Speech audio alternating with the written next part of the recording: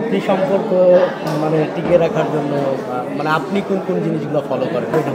আমি একদমই বাসায় ঢুকে ভাইয়ার ওয়াইফ হিসেবে, আমার বাচ্চার মা হিসেবে, আমার শাশুড়ির ছেলের বউ হিসেবে, আমার বাবা মার কন্যা হিসেবে। আমার তখন ওগুলো কিচ্ছু আর মনে থাকে না, এবং বাসায় গেলে আমার ধারণা আপনারা আমাকে চিনতেও পারবেন না।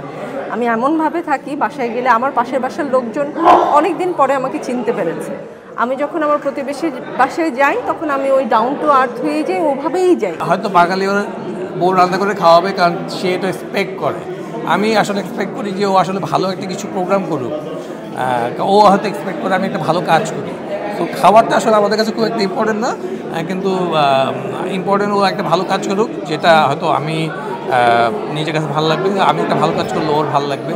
তো এটা আসলে খাওয়াটা খুব একটা আমাদের কাছে মনে হয় না এটা ইম্পর্টেন্ট। আমাদের ভালো কিছু খেতে ইচ্ছা করলে আমরা দুইজন পছন্দ করে একটা রেস্টুরেন্ট দুইজনে মিলে